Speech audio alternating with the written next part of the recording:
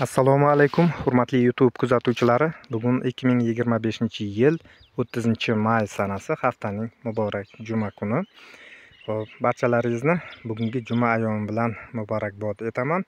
Bugungi mavzumiz, o'sha videomizning asosiy mavzusi virusga chalingan o'simliklarni dalada ko'rib qolgan paytda birinchi amaliyotni nimadan boshlash kerakligi haqida suhbatlashamiz. Hurmatli do'stlar, men shu bugun yaxshilab ko'rib chiqdim. Demak, bizning tomorqamizda jami bo'lib 3 dona virusga chalingan, demak, pomidorlarni ko'rdim va ularni darhol uzib tashladim. Demak, vaqtida ular yoshlik paytda virus bilan chalinmagan, mana barglari katta-katta. Lekin keyinchalik hop, mana barglarni ko'rishingiz mumkin. Keyinchalik rivojlanayotgan barglar mana shunday ahvolga kelib qolgan. Mana ko'rib turibsiz. Bular kattarmaydi, kundan kunga bujmayib, demak, barglar qalinlashib ketaveradi va gullar ham juda ham sust rivojlanadi hamda kichkina bo'ladi va mana qarang, o'sha gul shodasini ko'rgan bo'lsangiz, bittasi olgan, changlangan, mana bir dona. Xo'p, mana bu ikkitasi tushib ketgan. Mana shunday holatlar tez kuzatiladi. Demak, buni virusga chalinganligini qanday bilib oldik? Xo'p, asosan mana shunday barglarda bujmayish hamda kichrayish hosil bo'ladigan bo'lsa, falakda rivojlanish bo'lmaydigan bo'lsa, ya'ni rivojlanish emas, balki orqaga qarab ketadigan bo'lsa, bunga juda ham ko'p sabablar mana shu kasallikni keltirib chiqishi mumkin. Birinchi navbatda bularga marganis yetishmagan paytda va qisman magniy yetishmagan paytda mana shu kasallik mana shunday ko'rinishda kuzatiladi. Ya'ni barglar, keyingi chiqayotgan barglar juda ham kichkina hamda tirishgan holatda va kundan kunga qalinlashib ketaveradi. Demak, 100% aniqlik bilan biz aytamizki, mana boshqa pomidorlarda bunday holat yo'q. Bu faqat 3 dona pomidorda kuzatildi. Mana ko'rib turibsiz. Boshqa pomidorlarning rivojlanishi yaxshi. Xo'p, shu sababli bularga demak, to'liq ishonch bilan virusni kasallik, ya'ni virus bularga hujum qilgan deb diagnoz qo'yamiz.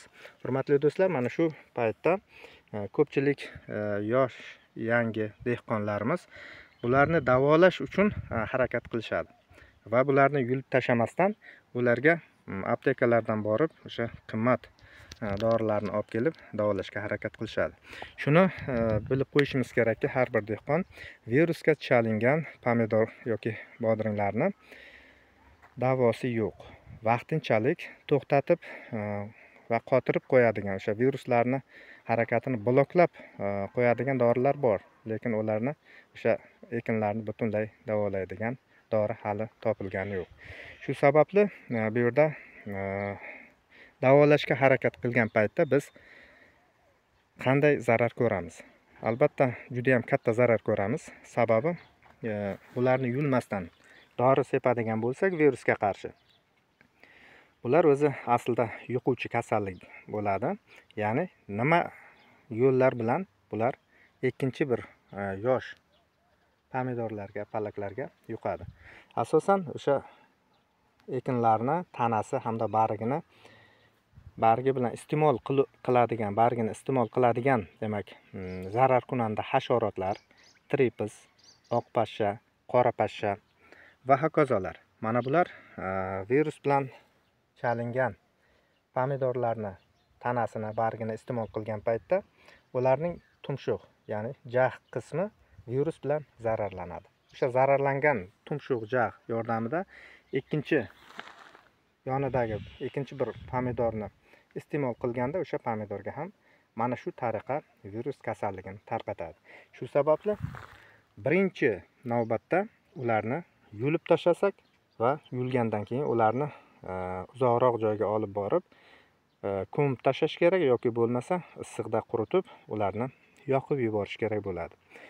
Va bundan tashqari o'sha virus kasalliklarini biridan ikkinchisiga tarqalmasliklari uchun, demak, biz ikkinchi qiladigan ishimiz o'sha oq pashsha, qora pashsha hamda tripslar, turli xil o'sha kapalaklarga qarshi kurashishimiz kerak bo'ladi. Hurmatli do'stlar, mana e'tibor qiladigan bo'lsak, demak mana barglarning orqasida biron dona oq pashsha yoki qora pashsha ko'rinmayapti. Demak, biz asosan ularga qarshi kimyoviy emas, balki tabiiy yo'l bilan kurashganligimiz uchun demak mana shunday ijobiy natijalarga hozircha erishganmiz. Mana e'tibor qilishimiz mumkin. Bironta oq pashsha yoki qora pashsha yo'q. Mana bir dona kelibdi. Demak, bu ham o'sha bariq zardob yoki sut bilan yuvilganligi uchun mana shu bariqni mana shu pashsha iste'mol qilgan paytda ularning oshqozonida demak sut aralashgan o'sha o'simlik massasini hazm qila olmaydi. Ya'ni o'shanday moslashish yo'q. Bularning tanasiga kirgan paytda, ya'ni bariqni iste'mol qilgan paytda sut tekkan joyi ham ularning oshqozoniga tushadigan bo'lsa, demak u yerda hazm bo'lmagandan keyin o'sha oshqozonda qolib kimyoviy reaksiya yuz beradi. Uzoq turib ular zaharlanib nobud bo'lishadi yoki qochib qutulishadi. Hurmatli do'stlar, mana virus haqida sizlarga birinchi usul.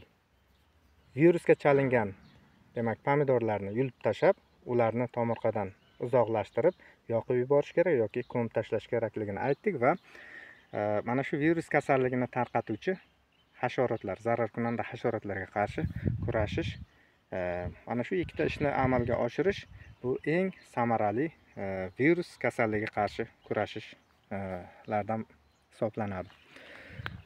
Hurmatli YouTube kuzatuvchilari, bugungi video roligimizning asosiy mavzusi mana shulardan iborat edi.